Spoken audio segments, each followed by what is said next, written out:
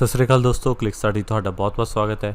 ਇਸ ਵੀਡੀਓ ਵਿੱਚ ਆਪਾਂ ਡਿਸਕਸ ਕਰਾਂਗੇ ਇੰਡੀਅਨ ਹਿਸਟਰੀ ਦੇ ਕੁਐਸਚਨਸ ਆਏ ਨੇ ਜਿਹੜੇ 2015 ਦੇ ਪੰਜਾਬ PCS ਦੇ ਪੇਪਰ ਦੇ ਵਿੱਚ।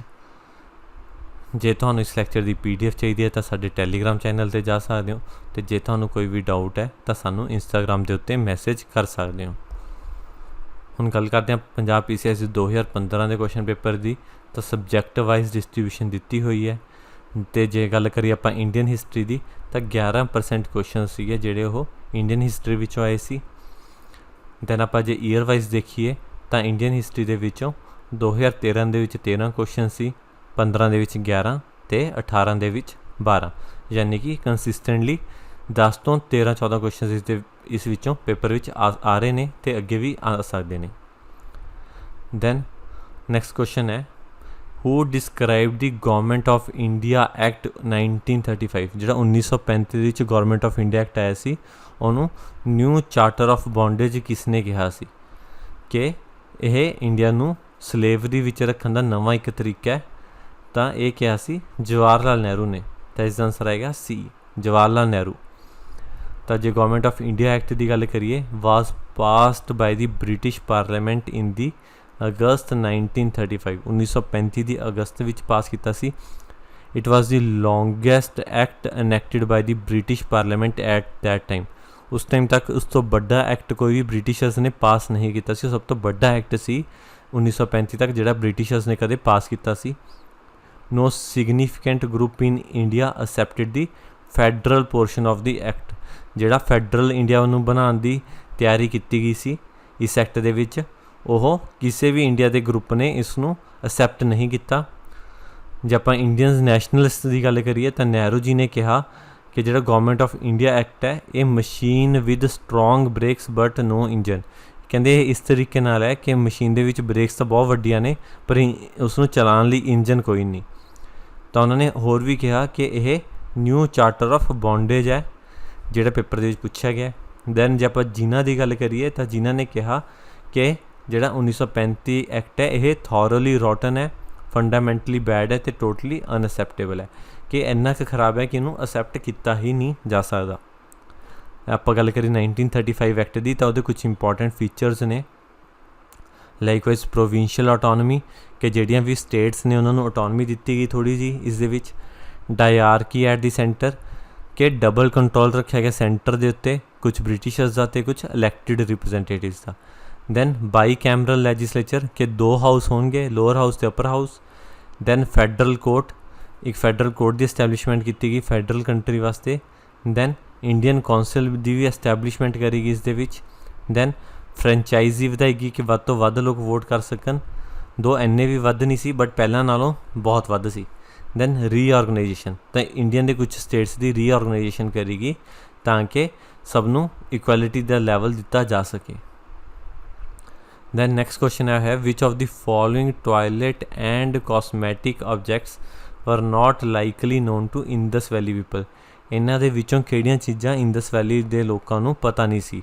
ਹੜੱਪਨ ਸਿਵਲਾਈਜੇਸ਼ਨ ਦੇ ਲੋਕਾਂ ਨੂੰ ਇਹਨਾਂ ਵਿੱਚੋਂ ਕਿਹੜੀਆਂ ਚੀਜ਼ਾਂ ਨਹੀਂ ਪਤਾ ਸੀ? ਬ੍ਰੌਂਜ ਮਿਰਰਸ ਪਤਾ ਸੀ ਉਹਨਾਂ ਨੂੰ, ਆਈਵਰੀ ਕੌਮਸ ਇਹ ਵੀ ਪਤਾ ਸੀ ਉਹਨਾਂ ਨੂੰ, ਐਂਟੀਮਨੀ ਰੋਡਸ ਇਹ ਵੀ ਪਤਾ ਸੀ, ਹੇਅਰ ਡਾਈਜ਼ ਇਹਦੇ ਕੋਈ ਐਕਸਪਲਿਸਿਟੀ ਪ੍ਰਮਾਣ ਨਹੀਂ ਹੈਗਾ ਕਿ ਉਹਨਾਂ ਨੂੰ ਪਤਾ ਸੀ ਜਾਂ ਨਹੀਂ ਪਤਾ ਸੀ, ਤਾਂ ਇਹਨੂੰ ਆਪਾਂ ਨਹੀਂ ਹੀ ਲਾ ਕੇ ਚੱਲਦੇ ਹਾਂ ਕਿਉਂਕਿ ਪਹਿਲੇ ਤਿੰਨੋਂ ਤਾਂ ਪਤਾ ਹੀ ਸੀ। ਦੈਨ ਨਾਟ ਲਾਈਕਲੀ ਦੇ ਵਿੱਚ ਹੇਅਰ ਡਾਈਜ਼ ਇਸ ਦਾ ਆਨਸਰ ਆਵੇਗਾ। ਤਾਂ ਐਕਚੁਅਲੀ ਜਦੋਂ ਤੁਸੀਂ ਇੰਦਸ ਵੈਲੀ ਸਿਵਲਾਈਜੇਸ਼ਨ ਬਾਰੇ ਪੜ੍ਹੋਗੇ ਤਾਂ ਇਹ ਤਿੰਨੋਂ ਡਾਇਰੈਕਟਲੀ ਦਿੱਤੇ ਹੋਏ ਨੇ ਕਿ ਇਹ ਚੀਜ਼ਾਂ ਇਹੋ ਜਿਹੀਆਂ ਨੇ ਜਿਹੜੀਆਂ ਬਹੁਤ ਡਿਵੈਲਪਡ ਸਿਟੀਜ਼ਨਸ ਨੂੰ ਪਤਾ ਹੁੰਦੀਆਂ ਨੇ, ਤਾਂ ਇਹਨਾਂ ਨੂੰ ਪਰ ਇਹ ਪਤਾ ਸੀ। ਇਹਦਾ ਮਤਲਬ ਜਿਹੜੀ ਇੰਦਸ ਵੈਲੀ ਸਿਵਲਾਈਜੇਸ਼ਨ ਸੀ ਉਹ ਕਾਫੀ ਡਿਵੈਲਪਡ ਸੀ। ਦੈਨ ਆਪਾਂ ਗੱਲ ਕਰਦੇ ਹਾਂ ਇੰਦਸ ਵੈਲੀ civilisation the. People took interest in cosmetics and had great aesthetic sense.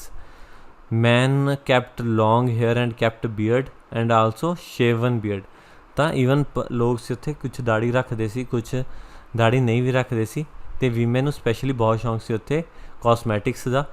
The people of Indus Valley civilization were aware of bronze mirrors, ivory combs, antimony rods but not hair dyes. ਪਰ ਉਹਨਾਂ ਨੂੰ hair dies ਦੇ ਬਾਰੇ ਕੋਈ idea ਨਹੀਂ ਸੀ। The large number of terracotta figurines and toys such as, ਤਾਂ ਉੱਥੇ ਬਹੁਤ ਸਾਰੇ ਟੋਇਜ਼ ਮਿਲਦੇ ਨੇ ਟੈਰਾਕੋਟਾ ਦੇ ਬਣੇ ਹੋਏ, ਸਪੈਸੀਫਿਕਲੀ ਕਾਠ, ਬੁੱਲ, ਐਲੀਫੈਂਟ, ਮੌਂਕੀਜ਼, ਚੈਰੀਅਟਸ, ਵਿਸਲਸ।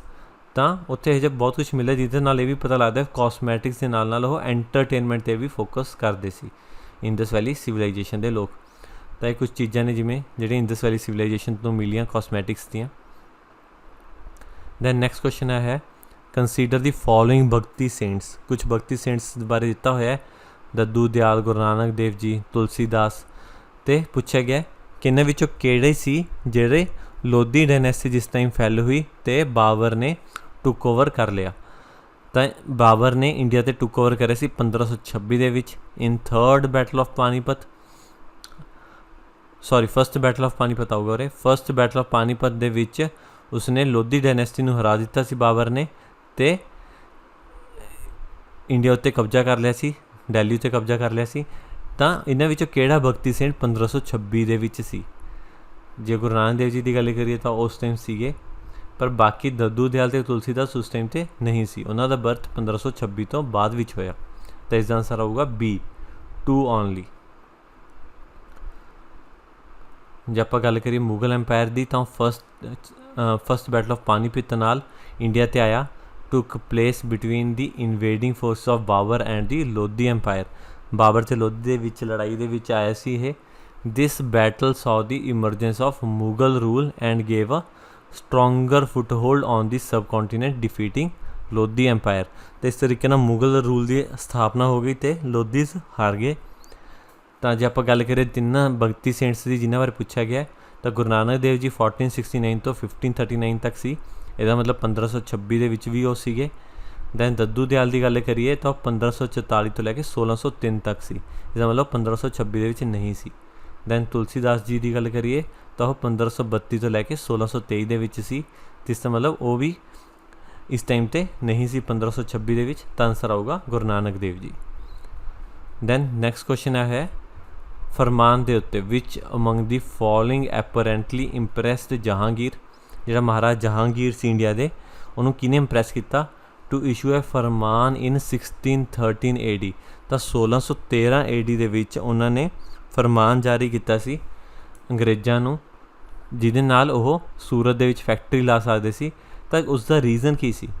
ਤਾਂ ਉਸ ਦਾ ਰੀਜ਼ਨ ਸੀ ਕਿ ਜਿਹੜੇ ਬ੍ਰਿਟਿਸ਼ਰਸ ਦੇ ਉਹਨਾਂ ਨੇ ਪਹਿਲਾਂ ਤੋਂ ਉੱਥੋਂ ਦੇ ਐਸਟੈਬਲਿਸ਼ ਜਿਹੜੇ ਪੋਰਟੁਗੀਜ਼ ਸੀ, ਪੁਰਤਗਾਲੀ ਸੀ, ਉਹਨਾਂ ਨੂੰ ਹਰਾ ਦਿੱਤਾ ਸੀ। ਤਾਂ ਜਿਸ ਤੋਂ ਜਹਾਂਗੀਰ ਬਹੁਤ ਇੰਪਰੈਸ ਹੋਇਆ ਸੀ। ਤਾਂ ਇਸ ਦਾ ਆਨਸਰ ਹੈ D, the defeat of Portuguese naval squadrons by the English. ਹੁਣ ਜੇ ਗੱਲ ਕਰੀਏ ਬ੍ਰਿਟਿਸ਼ਰਸ ਨੂੰ ਪਰਮਿਸ਼ਨ ਕਿਵੇਂ ਮਿਲੀ, ਕਦੋਂ ਮਿਲੀ, ਤਾਂ 1612 ਦੇ ਵਿੱਚ ਜਿਹੜੀ ਆ ਈਸਟ ਇੰਡੀਆ ਕੰਪਨੀ ਜਦੋਂ ਇਹ ਨਵੀਂ ਬਣੀ ਸੀ, had sent 4 ships under captain Thomas Best to trade with India. ਤਾਂ ਇੰਡੀਆ ਨਾਲ ਟਰੇਡ ਕਰਨ ਵਾਸਤੇ 4 ਸ਼ਿਪਸ ਭੇਜੀਆਂ ਗਈਆਂ। They were mercantile ships but were capable of defending themselves. ਚਾਹੇ ਉਹ ਸ਼ਿਪਸ ਸਿਰਫ ਟਰੇਡ ਵਾਸਤੇ ਭੇਜੀਆਂ ਗਈਆਂ ਸੀ, ਪਰ ਉਹ ਆਪਣੇ ਨੂੰ ਡਿਫੈਂਡ ਕਰਨਾ ਜਾਣਦੀਆਂ ਸੀ। ਦੇ ਡਿਫੀਟਡ ਦੀ ਪੋਰਟੁਗੀਜ਼ ਹੂ ਵਰ already there in Surat for at least 100 years। ਪੋਰਟੁਗੀਜ਼ ਉੱਥੇ 100 ਸਾਲਾਂ ਤੋਂ ਸੀ, ਤਾਂ ਵੀ ਬ੍ਰਿਟਿਸ਼ਰਸ ਨੇ ਉਹਨਾਂ ਨੂੰ ਹਰਾ ਦਿੱਤਾ। ਦਿਸ ਡਿਫੀਟ ਐਪਰੈਂਟਲੀ ਸੋ ਇੰਪਰੈਸਡ ਦੀ ਐਂਪਰਰ ਜਹਾਂਗੀਰ। ਤਾਂ ਇਸ ਡਿਫੀਟ ਤੋਂ ਬਾਅਦ ਜਹਾਂਗੀਰ ਉਹਨਾਂ ਦੀ ਮਿਲਟਰੀ ਸਕਿੱਲਸ ਦੇਖ ਕੇ ਬੜਾ ਖੁਸ਼ ਹੋਇਆ ਅਤੇ ਫਾਈਨਲੀ 1613 ਦੇ ਵਿੱਚ ਉਹਨਾਂ ਨੇ ਫਰਮਾਨ ਜਾਰੀ ਕਰ ਦਿੱਤਾ ਕਿ ਬ੍ਰਿਟਿਸ਼ਰਸ ਆਪਣੀ ਸੂਰਤ ਦੇ ਵਿੱਚ ਫੈਕਟਰੀ ਲਾ ਸਕਦੇ ਨੇ। ਦੈਨ ਨੈਕਸਟ ਕੁਐਸਚਨ ਹੈ ਦ only major industry in the hands of Indian capitalist during the late 19th century ਵਾਸ। ਜਦੋਂ 19ਵੀਂ ਸਦੀ ਚੱਲ ਰਹੀ ਸੀ, ਸਪੈਸ਼ਲੀ ਉਹਦੇ ਦੂਜੇ ਹਿੱਸੇ ਦੇ ਵਿੱਚ, ਤਾਂ ਉਦੋਂ ਇੰਡੀਅਨ ਕੈਪੀਟਲਿਸਟ ਕਲਾਸ ਸਟਾਰਟ ਹੋ ਗਈ। ਜਿਵੇਂ ਪਹਿਲਾਂ ਤਾਂ ਸਿਰਫ ਅੰਗਰੇਜ਼ਾਂ ਦੀ ਇੰਡਸਟਰੀ ਸੀ, ਪਰ ਬਾਅਦ ਵਿੱਚ ਇੰਡੀਅਨਸ ਨੇ ਵੀ ਇੰਡਸਟਰੀਜ਼ ਲਗਾਉਣੀਆਂ ਸ਼ੁਰੂ ਕਰ ਦਿੱਤੀਆਂ। ਤਾਂ ਕਿਹੜੀ ਇੰਡਸਟਰੀ ਸਭ ਤੋਂ ਵੱਧ ਲਗਾ ਰਹੇ ਸੀ ਇੰਡੀਅਨਸ? ਤਾਂ ਉਸਦਾ ਆਨਸਰ ਹੈ ਕਾਟਨ ਟੈਕਸਟਾਈਲਸ। ਤਾਂ ਇਸ ਦਾ ਆਨਸਰ ਆਏਗਾ A, ਕਾਟਨ ਟੈਕਸਟਾਈਲਸ, ਕਿਉਂਕਿ ਆਇਰਨ ਸਟੀਲ ਬਹੁਤ ਵੱਡੀ ਇੰਡਸਟਰੀ ਸੀ ਅਤੇ ਮੇਨਲੀ ਇੰਡੀਅਨਸ ਸੀਗੇ ਜਿਹੜੇ ਉਹ ਕਾਟਨ ਟੈਕਸਟਾਈਲਸ ਦੇ ਵਿੱਚ ਹੀ ਸੀ। ਗੱਲ ਕਰਦੇ ਹਾਂ ਇੰਡੀਅਨ ਕੈਪੀਟਲ ਐਂਟਰਪ੍ਰਾਈਜ਼ਿਸ ਦੀ, ਤਾਂ 200 ਸਾਲ ਦਾ ਜਿਹੜਾ ਰੂਲ ਰਿਹਾ ਬ੍ਰਿਟਿਸ਼ਰਸ ਦਾ had resulted in the emergence and growth of a number of Indian capitalist enterprises. ਤਾਂ ਉਸ ਦੇ ਨਾਲ ਬਹੁਤ ਸਾਰੇ ਇੰਡੀਅਨ ਕੈਪੀਟਲਿਸਟ ਐਂਟਰਪ੍ਰਾਈਜ਼ਿਸ ਸਟਾਰਟ ਹੋ ਗਏ। ਕੁਛ ਇੰਡੀਅਨਸ ਕੋਲ ਪੈਸਾ ਸੀ ਆਲਰੇਡੀ, ਤਾਂ ਉਹਨਾਂ ਨੇ ਆਪਣੇ ਐਂਟਰਪ੍ਰਾਈਜ਼ ਸਟਾਰਟ ਕਰ ਦਿੱਤੇ। Inflow of foreign capital along with the influx of foreign entrepreneurs resulted into greater volume of investment along with development of railways। ਤਾਂ ਬਾਹਰੋਂ ਜਿਹੜੀ ਫੋਰਨ ਕੈਪੀਟਲ ਆ ਰਹੀ ਸੀ ਅਤੇ ਬਾਹਰਲੇ ਐਂਟਰਪ੍ਰੇਨਰ ਆ ਰਹੇ ਸੀਗੇ, ਉਹਨਾਂ ਨੇ ਕਾਫੀ ਅਮਾਊਂਟ 'ਚ ਪੈਸੇ ਇਨਵੈਸਟ ਕੀਤੇ, ਰੇਲਵੇਜ਼ ਡਿਵੈਲਪ ਹੋ ਗਈਆਂ, ਪੋਸਟਲ ਸਿਸਟਮ ਡਿਵੈਲਪ ਹੋ ਗਏ, ਜਿਹਦੇ ਕਰਕੇ ਸਪੇਸ ਮਿਲੀ ਇੰਡੀਆ ਦੇ ਕੈਪੀਟਲਿਸਟ ਨੂੰ ਵੀ ਕਿ ਉਹ ਖੁਦ ਦੀ ਇੰਡਸਟਰੀਜ਼ ਲਗਾ ਸਕਣ। ਤਾਂ this development and changes led to emergence of a good number of processing industries. ਤਾਂ ਕੁਛ ਪ੍ਰੋਸੈਸਿੰਗ ਇੰਡਸਟਰੀਜ਼ ਲੱਗ ਗਈਆਂ, ਤਾਂ ਉਹਨਾਂ ਵਿੱਚ ਸਭ ਤੋਂ ਇੰਪੋਰਟੈਂਟ ਸੀ cotton ginning and cotton pressing industries. ਤਾਂ ਬਹੁਤ ਜ਼ਿਆਦਾ ਫੈਕਟਰੀ ਸੀਗੀਆਂ ਜਿਹੜੀਆਂ ਜ਼ਿਆਦਾਤਰ ਇੰਡੀਅਨ ਐਂਟਰਪ੍ਰਾਈਜ਼ ਲਗਾ ਰਹੇ ਸੀ, ਉਹ ਸੀ ਕਾਟਨ ਗਿਨਿੰਗ ਅਤੇ ਕਾਟਨ ਪ੍ਰੈਸਿੰਗ ਫੈਕਟਰੀਜ਼। ਕੁਛ ਜੂਟ ਪ੍ਰੈਸਿਸ ਵੀ ਲੱਗੀਆਂ, ਕੁਛ ਟੈਨਰੀਜ਼ ਵੀ ਲੱਗੀਆਂ ਅਤੇ ਲੈਦਰ ਵਰਕਸ 'ਤੇ ਵੀ ਕੰਮ ਸਟਾਰਟ ਹੋਇਆ, ਅਤੇ ਕੁਛ ਪੋਲਿਸ਼ਿੰਗ ਰਾਈਸ 'ਤੇ ਵੀ ਕੰਮ ਸਟਾਰਟ ਹੋਇਆ। ਤਾਂ ਜਨਰਲੀ ਮੇਜਰ ਕੰਮ ਸੀ ਕਾਟਨ 'ਤੇ ਹੋਇਆ, ਬਾਕੀ ਜੂਟ, ਲੈਦਰ ਅਤੇ ਰਾਈਸ 'ਤੇ ਵੀ ਥੋੜ੍ਹਾ ਥੋੜ੍ਹਾ ਕੰਮ ਸਟਾਰਟ ਹੋ ਗਿਆ 19th ਸੈਂਚੁਰੀ ਦੇ ਵਿੱਚ।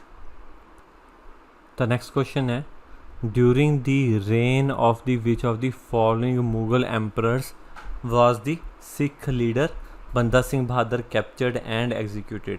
ਅਤੇ ਇਹਦੀ ਆਪਾਂ ਗੱਲ ਪੰਜਾਬ ਜੀਕੇ ਦੇ ਵਿੱਚ ਵੀ ਕਰੀ ਸੀ ਕਿ ਬੰਦਾ ਸਿੰਘ ਬਹਾਦਰ ਨੂੰ ਜਦੋਂ ਐਗਜ਼ੀਕਿਊਟ ਕੀਤਾ ਗਿਆ ਤਾਂ ਕਿਸ ਮੁਗਲ ਐਂਪਰਰ ਦਾ ਰਾਜ ਸੀ, ਤਾਂ ਉਸ ਦਾ ਆਨਸਰ ਹੈ Farooq ਸਿਆਰ, D Farooq ਸਿਆਰ।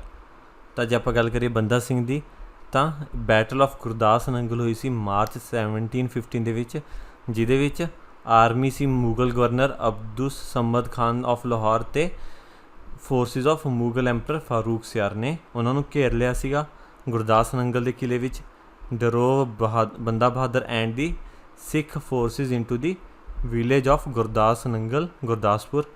The Sikhs defended the small fort but for 8 months under conditions of great hardship.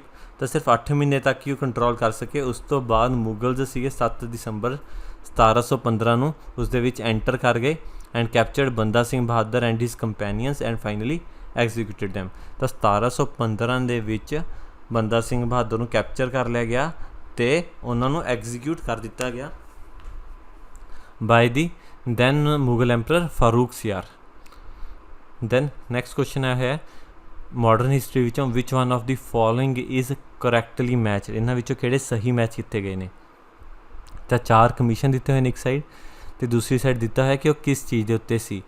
ਜੇ ਗੱਲ ਕਰੀਏ Woods dispatch, hunter commission, relay commission ਅਤੇ ਸੈਡਲਰ ਕਮਿਸ਼ਨ, ਇਹ ਚਾਰੋਂ ਹੀ ਐਜੂਕੇਸ਼ਨ ਦੇ ਨਾਲ ਰਿਲੇਟਿਡ ਸੀ। ਅਤੇ ਇਹਨੇ ਪੁੱਛਿਆ ਕਿ ਇਹਨਾਂ ਵਿੱਚੋਂ ਕਿਹੜਾ ਕਰੈਕਟ ਮੈਚ ਕੀਤਾ ਗਿਆ। ਜਿਹੜਾ ਵੁਡਸ ਡਿਸਪੈਚ ਸੀ ਉਹ ਜਨਰਲੀ ਸੀ ਕਿ ਲੈਂਗੁਏਜ ਕਿਹੜੀ ਯੂਜ਼ ਕਰਨੀ ਚਾਹੀਦੀ ਹੈ, ਕਿ ਇੰਗਲਿਸ਼ ਲੈਂਗੁਏਜ ਯੂਜ਼ ਕਰਨੀ ਚਾਹੀਦੀ ਹੈ ਜਾਂ ਓਰੀਐਂਟਲ ਲੈਂਗੁਏਜ ਯੂਜ਼ ਕਰਨੀ ਚਾਹੀਦੀ ਹੈ ਪੜ੍ਹਾਉਂਦੇ ਹੋਏ ਬੱਚਿਆਂ ਨੂੰ। ਤਾਂ ਇਹ ਗਲਤ ਹੈ, ਇਹ ਲੈਂਗੁਏਜ ਦੀ ਕੰਟਰੋਵਰਸੀ ਸੋਲਵ ਕਰਨ ਵਾਸਤੇ ਸੀ। ਦੈਨ ਹੰਟਰ ਕਮਿਸ਼ਨ ਸੀ ਉਹ ਪ੍ਰਾਇਮਰੀ ਐਜੂਕੇਸ਼ਨ ਦੇ ਉੱਤੇ ਸੀ, ਇਹ ਵੀ ਗਲਤ ਹੈ। ਦੈਨ ਰੇਲੇ ਕਮਿਸ਼ਨ ਬਿਲਕੁਲ ਸਹੀ ਹੈ, ਯੂਨੀਵਰਸਿਟੀ ਐਜੂਕੇਸ਼ਨ ਦੇ ਉੱਤੇ ਸੀ। ਦੈਨ ਜੇ ਆਪਾਂ ਸੈਡਲਰ ਕਮਿਸ਼ਨ ਦੀ ਗੱਲ ਕਰੀਏ, ਇਹ ਸਪੈਸ਼ਲੀ ਕੈਲਕਟਾ ਯੂਨੀਵਰਸਿਟੀ ਦੇ ਉੱਤੇ ਸੀ ਕਿ ਉਹਨੂੰ ਕਿਵੇਂ ਕੰਮ ਕਰਨਾ ਚਾਹੀਦਾ।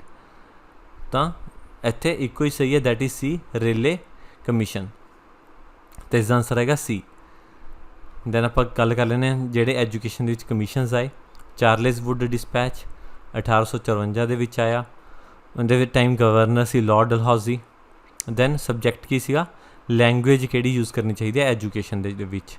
Then Hunter commission 1882 Lord Ripon ਦੇ ਟਾਈਮ 'ਤੇ, ਤਾਂ ਇਹਨਾਂ ਨੇ ਪ੍ਰਾਇਮਰੀ ਐਜੂਕੇਸ਼ਨ 'ਤੇ ਫੋਕਸ ਕਰਿਆ।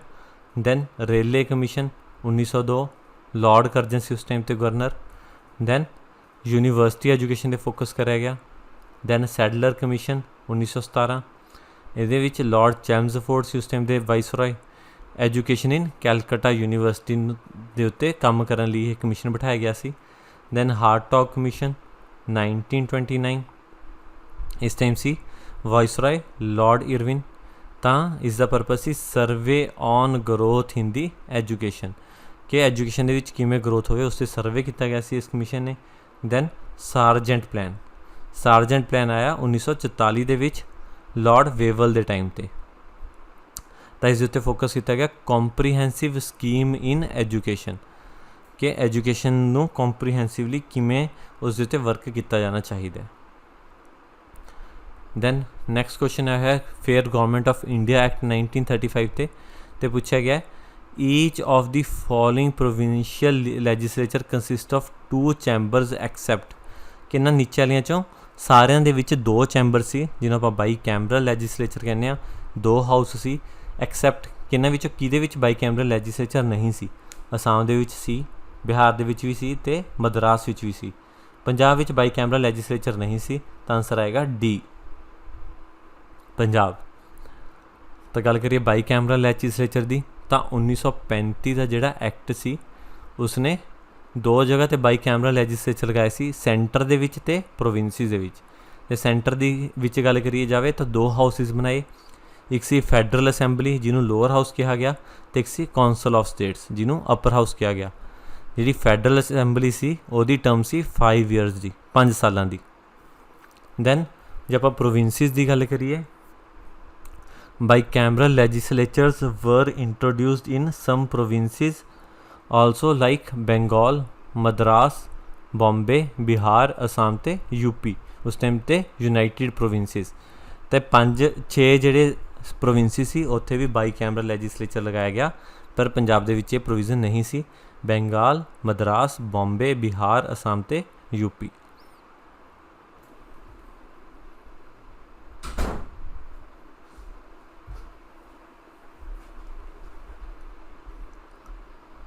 ਤਾਂ ਦੋਸਤੋ ਨੈਕਸਟ ਕੁਐਸਚਨ ਹੈ ਬ੍ਰਿਟਿਸ਼ ਇੰਡਸਟਰੀਅਲ ਪਾਲਿਸੀ ਦੇ ਉੱਤੇ ਕਿ ਜਿਹੜੀ ਬ੍ਰਿਟਿਸ਼ ਇੰਡਸਟਰੀਅਲ ਪਾਲਿਸੀ ਸੀ ਉਹਨੂੰ ਕੀ ਕਿਹਾ ਜਾਂਦਾ ਸੀ ਕਾਹਦੀ ਪਾਲਿਸੀ ਕਿਹਾ ਜਾਂਦਾ ਸੀ ਤਾਂ ਬ੍ਰਿਟਿਸ਼ ਨੇ ਆ ਕੇ ਇੰਡੀਆ ਦੀ ਇੰਡਸਟਰੀਜ਼ ਨੂੰ ਖਤਮ ਕਰਨਾ ਸ਼ੁਰੂ ਕਰ ਦਿੱਤਾ ਸੀ ਤਾਂ ਉਸ ਪਾਲਿਸੀ ਨੂੰ ਕਿਹਾ ਜਾਂਦਾ ਸੀ ਡੀ ਇੰਡਸਟਰੀਅਲਾਈਜੇਸ਼ਨ ਹੁਣ ਗੱਲ ਕਰੀਏ ਡੀ ਇੰਡਸਟਰੀਅਲਾਈਜੇਸ਼ਨ ਦੀ ਤਾਂ ਜੇ ਆਪਾਂ 17ਵੀਂ ਅਤੇ 18ਵੀਂ ਸਦੀ ਨੂੰ ਦੇਖੀਏ ਤਾਂ ਜਿਹੜੀ ਇੰਡੀਆ ਦੀਆਂ ਇੰਡਸਟਰੀ ਸੀ ਚਾਹੇ ਉਹ ਹੈਂਡੀਕ੍ਰਾਫਟ ਹੀ ਸੀ ਵਾਜ਼ ਦੀ ਵਰਲਡ ਬੈਸਟ ਸਭ ਤੋਂ ਵਧੀਆ ਸੀ ਦੁਨੀਆ ਦੇ ਵਿੱਚ India was the industrial workshop of the world.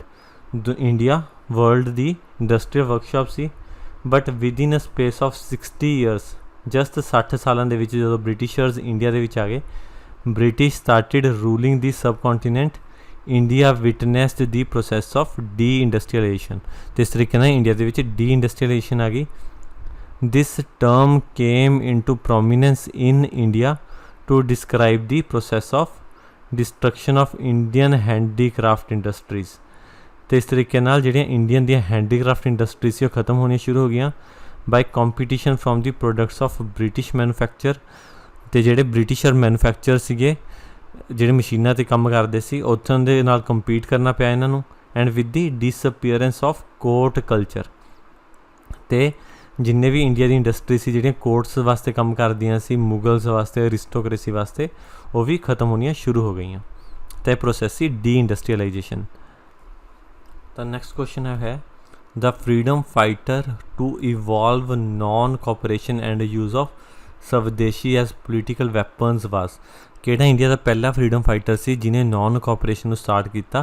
ਅਤੇ ਸਵਦੇਸ਼ੀ ਉੱਤੇ ਫੋਕਸ ਕਰਿਆ ਬਹੁਤ ਸਾਰੇ ਸਟੂਡੈਂਟਸ ਨੂੰ ਲੱਗਦਾ ਕਿ ਇਸ ਦਾ ਆਨਸਰ ਮਹਾਤਮਾ ਗਾਂਧੀ ਹੈ ਪਰ ਇਹ ਗਲਤ ਹੈ ਅਤੇ ਇਸ ਦਾ ਆਨਸਰ ਹੈ ਸਤਿਗੁਰੂ ਰਾਮ ਸਿੰਘ ਸਤਿਗੁਰੂ ਰਾਮ ਸਿੰਘ ਵਾਸ ਦੀ ਪਰਸਨ ਜਿਨ੍ਹਾਂ ਨੇ ਨॉन ਕੋਆਪਰੇਸ਼ਨ ਮੂਵਮੈਂਟ ਨੂੰ ਸਟਾਰਟ ਕਰਿਆ ਸੀ ਹੁਣ ਗੱਲ ਕਰਦੇ ਸਤਿਗੁਰੂ ਰਾਮ ਸਿੰਘ ਜੀ ਦੀ ਤਾਂ ਉਹ ਪਹਿਲੇ ਪਰਸਨ ਸੀ ਵਰਲਡ ਹਿਸਟਰੀ ਦੇ ਵਿੱਚ first in the world history to have used non cooperation as a weapon to free his country from the yoke of the British empire ਅੰਗਰੇਜ਼ਾਂ ਤੋਂ ਆਜ਼ਾਦ ਕਰਾਉਣ ਲਈ ਉਹਨਾਂ ਨੇ ਸਭ ਤੋਂ ਪਹਿਲਾਂ ਨॉन ਕੋਆਪਰੇਸ਼ਨ ਸਟਾਰਟ ਕੀਤਾ ਸੀ the repercussions of this noble idea was to become an integral part of fighting operation ਅਤੇ ਉਹਨਾਂ ਨੇ ਜਿਹੜਾ ਨॉन ਕੋਆਪਰੇਸ਼ਨ ਸੀ ਉਹਨੂੰ ਇੰਟੈਗਰਲ ਪਾਰਟ ਬਣਾਇਆ ਆਪਰੇਸ਼ਨ ਦੇ ਅਗੇਂਸਟ ਲੜਨ ਲਈ ਅਤੇ ਉਸ ਤੋਂ ਬਾਅਦ ਇਹ ਸਾਰੀ ਦੁਨੀਆ ਦੇ ਵਿੱਚ ਬਹੁਤ ਕੋਰਨਰਸ ਆਫ ਵਰਲਡ ਦੇ ਵਿੱਚ ਯੂਜ਼ ਕੀਤਾ ਗਿਆ like Nelson Mandela Martin Luther King even today many Indians are wide of this chapters of Indian independence ਇਹ ਕੁਐਸਚਨ ਇਸੇ ਕਰਕੇ ਪੇਪਰ ਵਿੱਚ ਪਾਇਆ ਗਿਆ ਸੀ ਕਿਉਂਕਿ ਬਹੁਤ ਸਾਰੇ ਸਟੂਡੈਂਟਸ ਨੂੰ ਈਵਨ ਇੰਡੀਅਨਸ ਨੂੰ ਨੌਲੇਜ ਹੀ ਨਹੀਂ ਕਿ ਨॉन ਕੋਆਪਰੇਸ਼ਨ ਸਟਾਰਟ ਕਿਹਨੇ ਕਰਿਆ ਸੀ but in December 2008 the government finally honoured the achievement of Kuka fighters ਜਿਹੜੇ ਕੁੱਕਿਆਂ ਦੀ ਲੜਾਈ ਸੀ ਉਸਨੂੰ ਫਾਈਨਲੀ ਗਵਰਨਮੈਂਟ ਨੇ ਰਿਕੋਗਨਾਈਜ਼ ਕਰਿਆ and the contribution of Satguru Ram Singh's non cooperation movement ਅਤੇ ਉਹਨਾਂ ਨੇ ਨॉन ਕੋਆਪਰੇਸ਼ਨ ਮੂਵਮੈਂਟ ਨੂੰ ਕਾਫੀ ਸਨਮਾਨ ਦਿੱਤਾ ਇਸ ਕਰਕੇ a picture of Guru is now present inside the houses of Indian parliament ਉਹਨਾਂ ਦੀ ਇਸੇ ਕੰਮ ਕਰਕੇ ਉਹਨਾਂ ਦੀ ਹੁਣ ਪਿਕਚਰ पार्लीमेंट के अंदर लगाई गई है। दैन नैक्सट क्वेश्चन है लाला लाजपत राय जी के उत्ते was associated with which of the following newspapers, किहड़े न्यूज़पेपर नाल लाला लाजपत राय जी एसोसीएटेड ने? Kohinoor, the Punjabi, Vande Mataram, the people. तो लाला लाजपत राय जी सारे ही न्यूज़पेपर्स नाल एसोसीएटेड रहे ने किसी न किसी पॉइंट ऑफ टाइम ते, तो इसका आंसर रहेगा D, all of the above. गल करिए लाला लाजपत राय जी की, तो ये 1865 में इन्हों का बर्थ होया सी मोगे शहर के विच, to a middle class family, एक मिडल क्लास फैमिली सी इन्हों की, तो यह लॉयर सी बाय प्रोफैशन, तो इन्हों पंजाब केसरी भी कहा जाता सी। He joined the Indian National Congress and participated in many political agitations in Punjab. तो उन्होंने इंडियन नैशनल कांग्रेस ज्वाइन की तो काफ़ी पोलीटिकल एजीटेशनस दे विच पार्टिसिपेट कराया। For reaching people he started newspaper Punjabi, तो उन्होंने न्यूज़पेपर स्टार्ट कराया पंजाबी लोगों तक पहुँचने लिए, आपके विचार पहुँचाने लिए। And also work for other newspapers like, तो उस अलावा होर भी न्यूज़पेपर्स ने काम कराया like Kohinoor, Vande Mataram, the people. He was leading a silent protest against the Simon commission in Lahore, तो लाहौर दे विच ओह साइमन कमीशन के अगेंस्ट प्रोटेस्ट कर रहे थे when he was brutally lathi charged by the superintendent of police James Scott, जिथे जो उन्होंने लाठी चार्ज किया गया साइमन कमीशन के अगेंस्ट प्रोटेस्ट करते हुए, जिदे विच उन्होंने बुरी तरह सट्टां लगियां छाती के उत्ते, तो फाइनली उन्होंने डैथ हो गई सी। इन्ने ही क्वेश्चन सी 2015 के पेपर के। धन्यवाद दोस्तों।